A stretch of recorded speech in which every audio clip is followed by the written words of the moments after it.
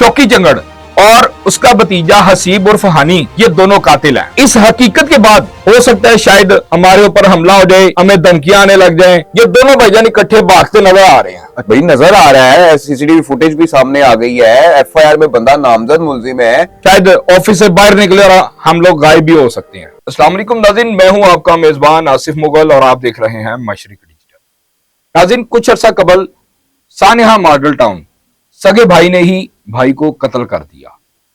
मैं बात कर रहा हूं मलक शौकत अल मारूफ शौकी चंगड़ की। उनकी हकीकत सामने आ गई है। बड़ी सारी सोशल मीडिया पर खबरों ने गर्दिश की, ये हो गया वो हो गया। शौकी चंगड़ की वीडियो भी आई कि जी मैं बेकसूर हूं, मेरा कुछ लेना देना नहीं। लेकिन आज हम उसकी हकीकत बयान करने लगे हैं। हमने इस पर पहले भी प्रोग्राम किए हैं, लेकिन वो जो चीजें एक एफआईआर का मतन था या फिर जो उसकी वीडियो वायरल आई उसके मुताबिक हमने बात की। आज जो हकीकत मैं बयान करने लगा हूं वो किसी भी एक्सट्रीम मीडिया या किसी के पास भी वो चीज नहीं है जो हम बयान करने लगे हैं। उसकी बकायदा सीसीटीवी फुटेज वो मशरिक ने हासिल कर लिया। नाज़रीन, मलक शौकत उर्फ शौकी चंगड़ और उसका भतीजा हसीब उर्फ हनी, ये दोनों कातिल हैं। इस हकीकत के बाद हो सकता है शायद हमारे ऊपर हमला हो जाए या फिर हमें धमकियां आने लग जाएं। शायद ऑफिस से बाहर निकले और हम लोग गायब भी हो सकते हैं। स्टार्ट करने से पहले आपको बताना यह जरूरी इसलिए था क्योंकि ये बासर लोग हैं जो अपने सगे भाई को मार सकता है, वो किसी का ख्याल क्या करेगा। अभी जो उसकी पिछली फैमिली बाकी है, एक उसका दो बल्कि भाई और हैं, उसकी फैमिलीज है, उसके बच्चे हैं। हाजी नवाज खोकर, एक उसका नाम नोला नोला करके एक भाई, इस तरह से भी कोई है। उनकी फैमिलियां भी खतरे में हैं।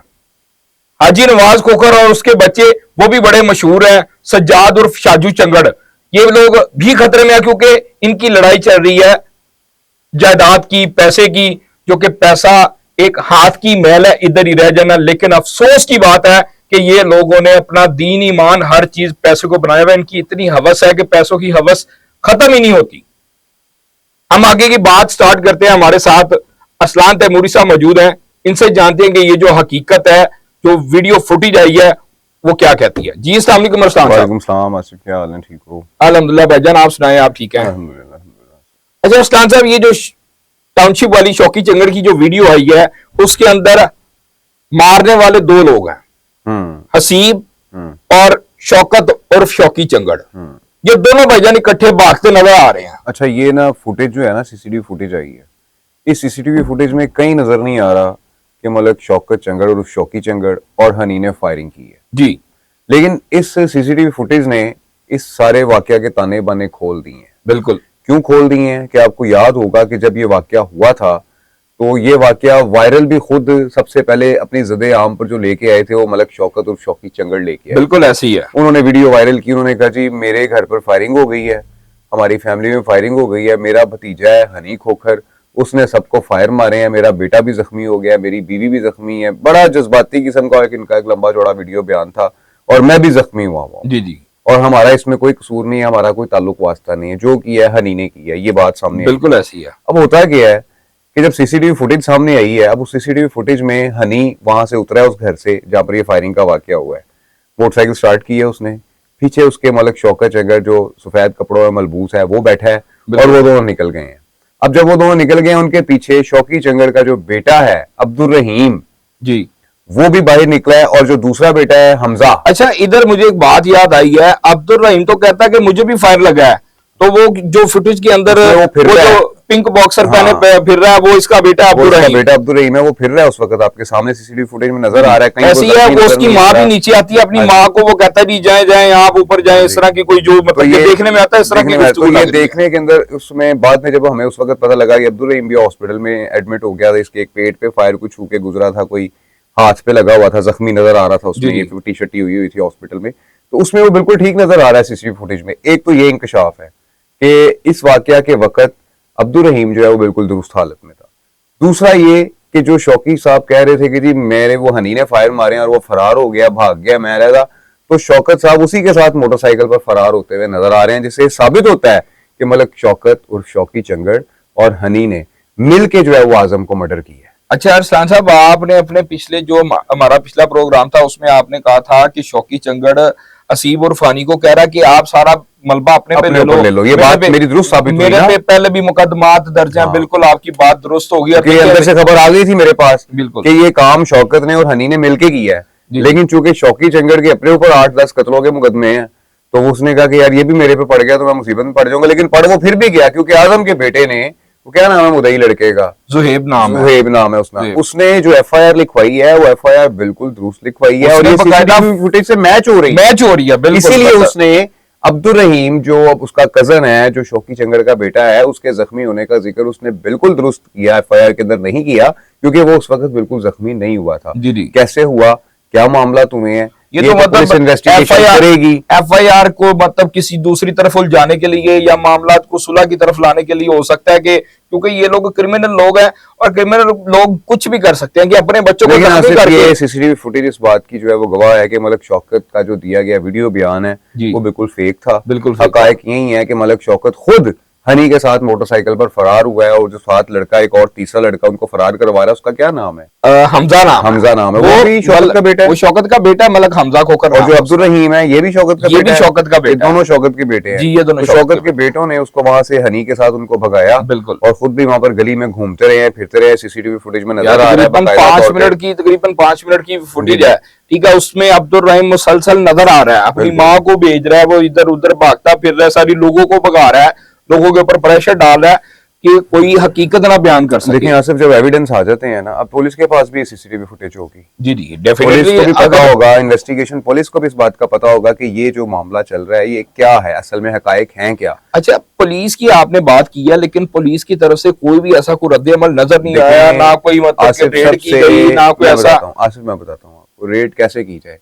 जब मुलजमान ने बुरी जमानतें हासिल कर ली हैं अदालत से, अब उनकी बुरी जमानतें कैंसिल होंगी, वो अब पकड़े जाएं या वहां से सेशन से फरार हो जाएं, उसके बाद वो हाई कोर्ट से बुरी जमानतें करवाएं, वहां से कैंसिल होंगी तो ये मुलजमान पकड़े जाएंगे। लेकिन मामला को ठंडे हुए नजर आ रहे हैं या पुलिस ठंडे- की तरफ से। कोई ऐसा देखिए, देखें पुलिस की- आजकल के दौर के अंदर, सीसीडी के दौर के अंदर, जबकि इतने देखे कि क्योंकि आम बंदा तो है नहीं, वो रिकॉर्ड याफ्ता और आदि मुजरिम है।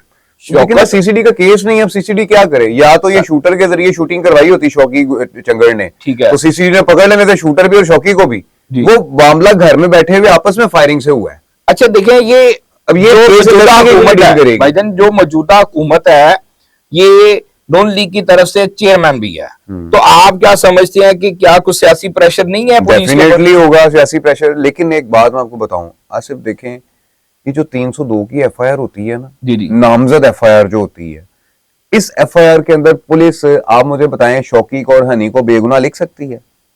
बेगुनाह इतने एविडेंस होने के बावजूद जी जी। भाई नजर आ रहा है, सीसीटीवी फुटेज भी सामने आ गई है, एफआईआर में बंदा नामजद मुलजिम है, पुलिस इसको शौकी को कभी भी गुनाहगार बेगुनाह नहीं लिख सकती। तो इसमें करेगी अब सुने, क्या? मैं बताता हूँ जो ना, हालात मैं देखें- बताता हूँ ना, पुलिस अब इस वक्त देखें, इन्वेस्टिगेशन पुलिस में और सीसीडी में कुछ फर्क आपको देखना पड़ेगा। जी जी। सीसीडी बंदा उठाने का रिस्क ले लेती है, जी। इन्वेस्टिगेशन पुलिस कानून से बाहर जाने का रिस्क नहीं लेती है, जी जी। क्योंकि उनकी अपनी तलबियां और पेशियां लगवा देते हैं, मुल्जमान इतने तगड़े होते हैं, पता ऐसी है ना आपको इस जी बात जी का? बिल्कुल ऐसी है। अब वो इंटरम बेल पे हैं। जी। जैसे कि आईजी साहब ने भी प्रेस कॉन्फ्रेंस में कहा था कि वो जावेद लड़का जो है, जावेद मर्डर हुआ था, उसका भी जो एक्यूज है, को एक जो बड़ा एक्यूज है, जी, मेन जी, एक्यूज है, वो भी बुरी जमानत पे है। जी, जी। वो केस इन्वेस्टिगेशन पुलिस के पास है, सीसीडी के पास नहीं है। सीसीडी के पास केस होना और चीज है, इन्वेस्टिगेशन पुलिस के पास केस होना और चीज है। अब होगा क्या, मैं आपको बताता हूँ।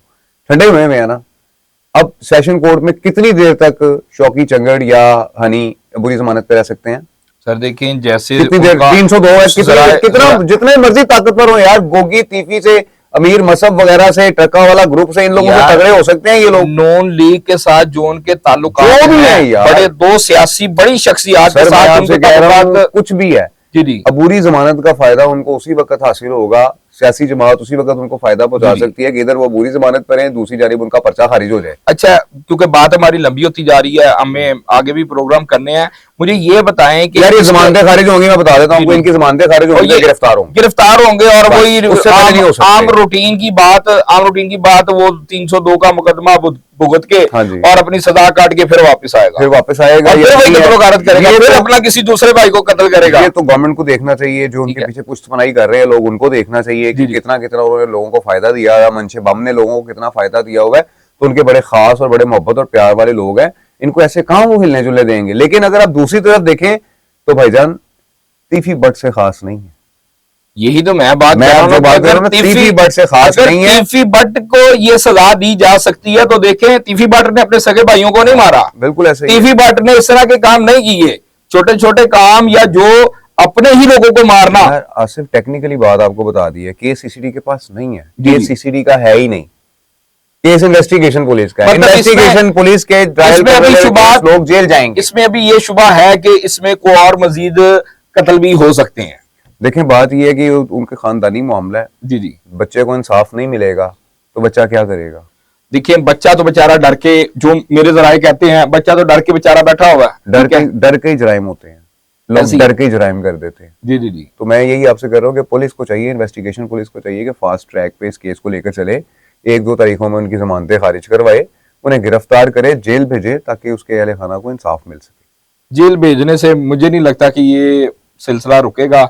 बरकफ ये नाज़रीन, आपने असलान तैमूरी साहब की गुफ्तगू सुनी कि जो मलक शौकत उर्फ शौकी चंगड़, ये मौजूदा हुकूमत जो हमारी चल रही है उनकी तरफ से चेयरमैन है, नून लीग की तरफ से चेयरमैन है, और 2 सियासी शख्सियात जिनके बड़े नाम है और बड़े अहम ओहदों पर वो फायद हैं, उनके साथ इनके बड़े गहरे मुरासम है, जो इनके लिए पुलिस को प्रेशर डाले हुए हैं जराए के मुताबिक।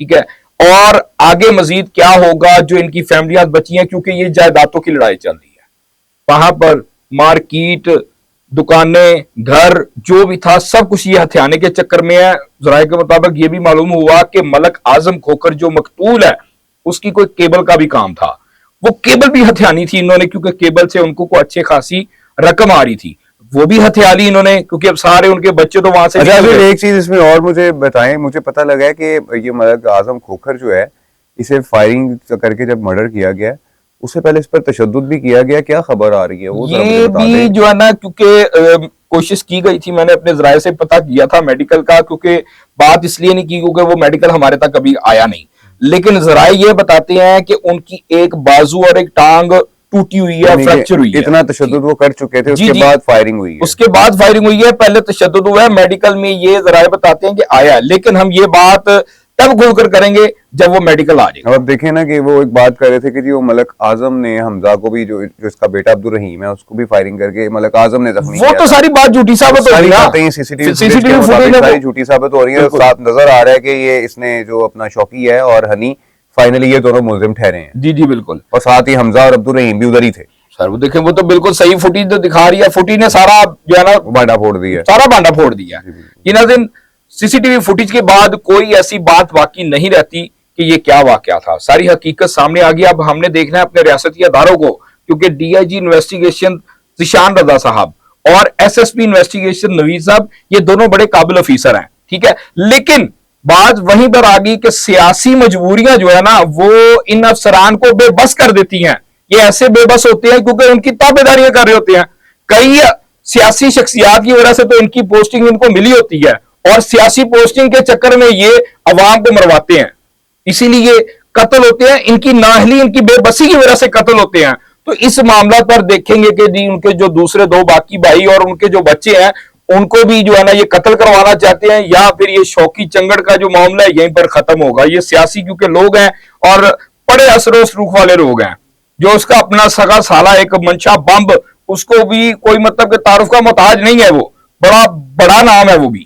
ठीक है, इसके बावजूद ये मामला क्या जाते हैं और किधर जाते हैं, और इसमें आगे कौन बंदा कत्ल होगा देखते हैं, क्योंकि ये पुलिस की नाअहली यहाँ पर नजर आ रही है। लेकिन मैं अपने अदारों से दरख्वास्त करूंगा कि सगे भाइयों की, जो बेशक उसने अपने सगे भाई को मारा, फैमिली मैटर है, लेकिन इसमें मजीद कत्ल होने हैं, खुदारा इस चीज पर जरा काबू पाएं और शौकी चंगड़ को नकेल डाली जाए, ताकि आगे कोई बच्चा जो है वो यतीम ना हो। खुदारा बच्चों को यतीम ना करवाएं। इसके साथ ही हमें दीजिए इजाजत, और आप देखते रहें मशरिक डिजिटल।